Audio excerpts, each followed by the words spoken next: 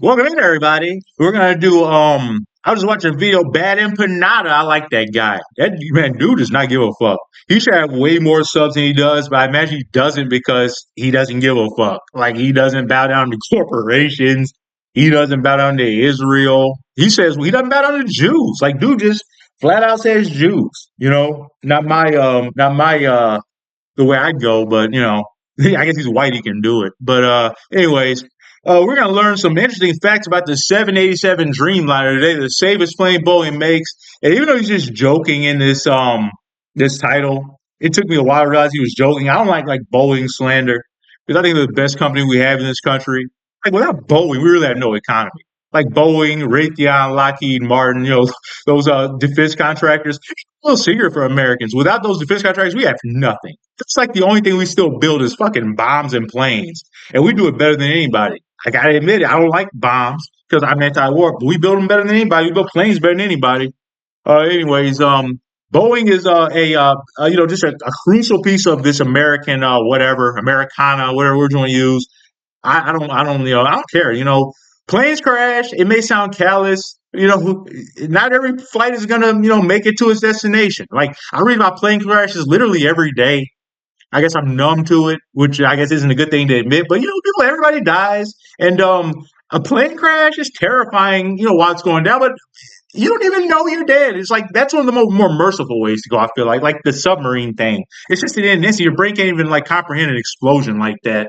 And like I said, everybody dies. Plane crashes are tragic, and but as I read about them every day. I imagine that's how people like that are like paramedics or whatever. Like not paramedics, like those people that like pronounce a person dead at a scene of an accident. They didn't feel anything. I've read about though like people's experiences with that. They just like view it as a job. You become numb to it, even though you're like messing with like a dead body.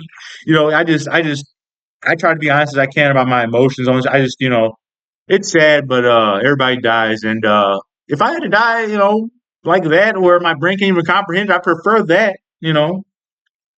Getting shot in the head. It's like it's not a bad way to go. I prefer one of those deaths where your brain just can't comprehend it. You know what I mean? Anyways, I don't want to suffer. Anyways, yeah. We're gonna that's out of the way. I just don't want to seem callous, even though I kind of am. Talk about the dream. At least I waited a couple weeks. I was gonna do a video the day after the crash. I had it planned already. But at least I waited. But yeah, RIP to the people that died on that Indian flight. I don't know what happened. It looked like double engine failure, dual engine failure. Like a minute after takeoff, which obviously isn't good. I don't know why that happened. We may never know why it happened, but yeah, I'm not getting on a plane anytime soon. Like I said, I'm a massive fan of airplanes. Love the aerodynamic principles and all that shit. I'm not getting on one. Too much out of my hands. And yeah, still love Boeing though. Key features and innovations. Composite structure. The 787 is the first airliner with an airframe primarily made of composite materials like carbon fiber, reinforced polymers. Okay, carbon fiber makes me think of the Titan submersible, which that idiot Stockton Rush made his submarines out of. You can't make a submarine out of carbon fiber. Here's why. Carbon fiber does not bend like metal does, like an airplane's frame. You need under pressure, like in a under down the bottom of the ocean. You need something that can compress because everything, like every submarine that goes to the underneath the surface of the water, when it goes down far enough, it'll and you feel that pressure, it will compress. But it doesn't completely collapse or implode. What that idiot did was build his submarine out of a material that cracks and just shatters instead of compresses. And of course, there you go. That's why you don't make submarines out of carbon fiber. With an airplane, there's not that kind of pressure up there. That's why you have to pressurize the cabin. You can make it out of carbon fiber. It's not like pushing inward on you, it's pushing out. So you don't have to like lock a plane door. Or excuse me, it is pushing inward. Why do you why I'm trying to explain that shit in the fucking I'm sorry. I can't explain these principles without like the shit in front of me. I'm trying to do it off of memory. It's you can't like I just know it's physically impossible to open a plane door. Because of the pressure. Anyways, it's not like in the bottom of the ocean though. That's extreme pressure. Like at the surface, I think it's 16 pounds for a square inch on our body. 16 pounds pushing on every square inch of our bodies right now. It's way worse than the bottom of the ocean. Okay. Fuel efficiency, the Dreamliner, it's just frustrating me. I got so much information in my head. It's hard to not talk about it all, make these videos just like smooth. It never happens. Fuel efficiency, the Dreamliner is designed to be around 20% more fuel efficient than similarly sized older aircraft like the Boeing 767, due in part to its composite structure, aerodynamic design, and advanced engines. Passenger comfort, larger windows. The windows are significantly larger than on other commercial jets, excuse me, providing better views and sense of spaciousness. Speaking of windows, I've been reading about that the Concorde plane lately. Those things have tiny little windows. I would feel so boxed in and claustrophobic on that plane. But I still want to ride the Concorde. It's a shame they shut it down. But I read why. He said it was a noise. Like, gives a fuck? It's going like 1,500 miles an hour. Of course, it's gonna be noise. And like it's like what the fuck? And like it crashed like once or whatever, and like it shut down the whole program. Like kiss my ass. Care about plane crashes. Keep it going. High cabin pressure and humidity. This creates a more comfortable cabin environment, including reducing passenger fatigue and other symptoms often experienced with higher altitudes. It does? Wow. That's crazy. See, I was like, I don't understand. Like, wait, what am I like? I'm trying to go back to what I was talking about a minute ago. So it says higher cabin pressure. You pressurize the cabin, which means that the pressure outside is lower than what's in the cabin. How does it push the door closed? I guess it's just enough strength in terms of pressure to keep that door closed.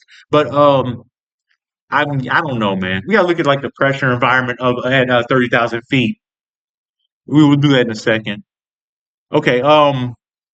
Smooth ride technology. Sensors detect turbulence and adjust wing control services for a smooth ride. Wow, man, this thing's really advanced.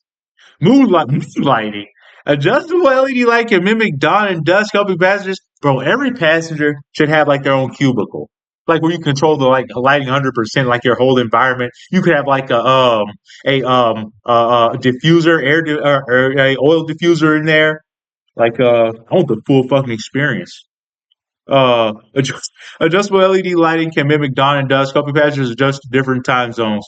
Like, plane, I need all the comforts because I'm gonna be fucking freaking out the whole time, man. Last moment I'm playing a panic attack the whole time. Large overhead bins providing more space for carry-on luggage. Global collaboration. Dreamliner's development involved a large network of subcontractors that's why from around the world. For example, Japanese companies co-design, blah, blah, blah. I don't care about that. Tell me more about the science. Point-to-point travel. The 77 was designed to enable airlines to offer more direct routes between different cities, moving away from traditional hub and spoke model. Any more science from me? Guess not. Oh, here we go. Large number of parts. The 77 contains 2.3 million parts contained. What? 400,000 of the Boeing 737. That's crazy. 737 is not safe, by the way. Do not fly on the 737 MAX. That's the one plane I would never fucking get on. If I see that's my plane, yeah, I'm not getting on that. Heavyweight. An empty 787 weighs close to 117,670 kilograms, equivalent to about 29 elephants. Sounds light. 29 elephants? First commercial flight. The first commercial flight of the 787-9 was on Air New Zealand from Auckland. That's what he was talking about. Because he's going down the 787 Dreamliner. He's afraid. Because he's going back to, he was talking about New Zealand and Auckland and Sydney. That's crazy. First operator, all Nippon Airways, or is it Nippon? Airways was, I haven't heard Nippon. I know they had a baseball team. The Nippon Tigers. What was it? I'm not going off on that. Damn it. Okay, anyway, I just stop. Was it the launch customer? It remains the largest operator. Okay, we gotta look up two things now.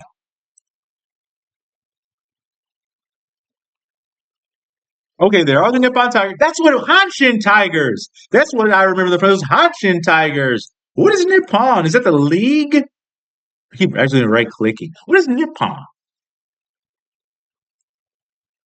It is the formal Japanese term for Japan. What? Nippon means Japan. Okay, I see now. Anyways, let's look at the pressure environment 30,000 feet.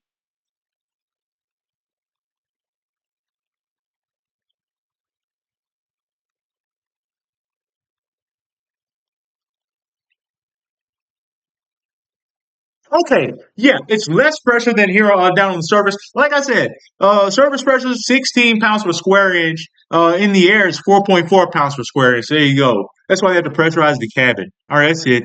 Dreamliner's safe. Don't listen to the lies. Don't go on the 737 though. You care about being alive, that is.